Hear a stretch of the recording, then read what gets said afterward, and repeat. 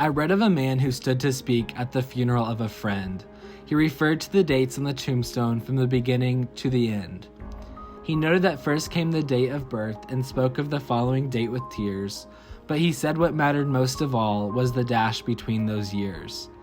For that dash represents all the time they spent alive on earth, and now only those who loved them know what that little line is worth.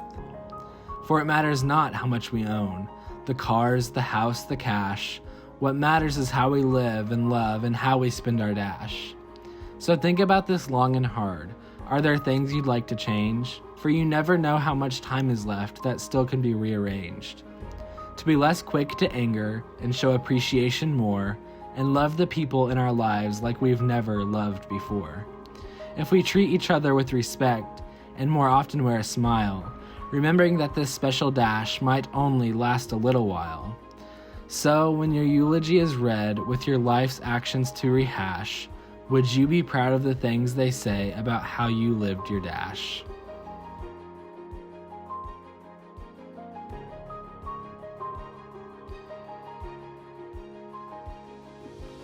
I dance for Ryan because his perseverance for change is part of the building blocks of IUDM's marathon. His bravery and courage truly represents what the kids at Riley Hospital for Children have to go through every day. I dance for Ryan because he gave everything to make sure no one had to go through what he went through. I dance for Ryan White because he had the courage to stand up for something no one else would, and he also showed me to live life with a positive attitude, regardless of your situation, and try to make others feel better when it's tough. I dance for Ryan to continue the legacy he created, the inclusion he encouraged, and the love that he shared. I dance for Ryan because I want everyone to be impacted and know his story. I dance for Ryan because he was a fighter and he never gave up and had the courage to keep going. I want to give other kids that chance too. I dance for Ryan to be the voice for people who face adversity. I dance for Ryan because of the bravery and hope he showed during every day of his life. I dance for Ryan White because I hope to provide hope and awareness for children with pediatric illnesses as Ryan raised awareness for people with AIDS. I dance for Ryan because he was so passionate and his legacy is so strong in IUDM, and it's really inspiring for me to be able to continue his legacy and be a part of something that he started that's so much bigger than myself.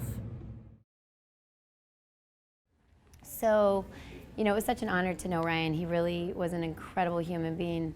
I think the first thing I remember from Ryan is I was student body president at the high school that he came to, and Governor Otis Bowen from Indiana was then Health and Human Services Secretary. And really, a lot of it was orchestrated from Washington. They said, Indiana's going to change the world, and we're going to make a difference. And we're going to educate the children to tell the parents not to be afraid of this very scary disease that was just coming out in that time. And so, I would drive Ryan to school because he lived near me, and he hated the media. And one day we were dodging the media that was camped out at his house and at school, and I just stopped the car and I said, Ryan, you don't have to do this. You've suffered all your life with hemophilia, now you have AIDS. You don't have to do this. And he looked me in the eye and he said, I do, because I don't want others to suffer. And it was so powerful because he's a 13-year-old child. And now as an adult, I don't know where he got the strength that he wanted to make the world a better place, even as a sacrifice. And that's what stuck with me the most about he really lived his life to make the world a better place and to give back, and died with that legacy. I think the second most powerful story that I didn't even know about, I was at spring break at IU with my sorority sisters. And so, think of that environment. And I got a call from Jeannie that Ryan was very sick and was at Riley. And, I got on a plane and came to Indianapolis and went right to the hospital. And, Dr. Kleiman was like, he's probably not going to make it. And I remember we were kind of holding vigil around his bedside, and it was amazing. Riley did such a great job. We always had Elton John or Michael Jackson music playing, and we would be wiping, his face and trying to keep him comfortable. And someone was always holding Ryan's hand. His mom and the nurses made sure that there was always somebody there. And I'll never forget, it was Palm Sunday morning. I'm very religious, and I think Ryan was also very spiritual and religious. And Jeannie was there, and Reverend Probasco, and Elton John, and myself.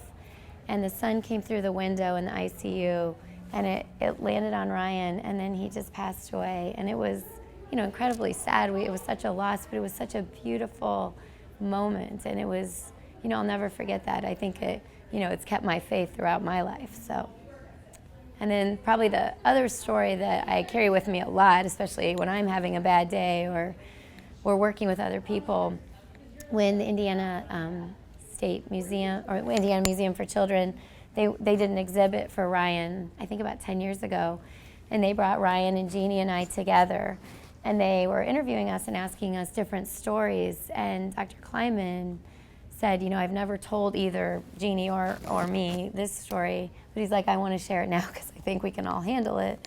He said when Ryan got really sick in his last few days, he was in LA at a gala, and he got on the plane, and he said, I would only go to Riley, and he would always see Dr. Kleiman. And so he got to Riley, and it was late at night, and Dr. Kleiman came in, and Jeannie had gone to make a phone call, and so it was just Dr. Kleiman and Ryan. And Dr. Kleiman said, Ryan, I'm going to get you started on IVIG. And IVIG is a medicine we still use today, but it's pretty horrible. It's like thick molasses that's IV. It's very painful. That's all we had. We didn't have the HIV cocktails and things that we have now. And Ryan looked at Dr. Kleiman and said, I don't want to do the IVIG. And Dr. Kleiman said, but Ryan, you're going to die if you don't do it. And he shook his head, and he knew. And look, I'm going to get emotional. And Dr. Kleiman, as a doctor, we're not allowed to get emotional. We've got to be strong for the patients. He had to turn around. He said, I'll be right back. And he walked out to the nurse's station and was composing himself because he's a very eloquent human being and such an inspiring doctor. And he felt this hand on his shoulder, and he heard this voice say, hey, Dr. Kleiman, how are your kids? And so it was Ryan coming up to comfort him. And I just think that tells you what kind of a person he was. So, who at their moment of knowing they're going to die, their instinct is to help another human being. So he was incredibly special, and that all happened to Riley. So.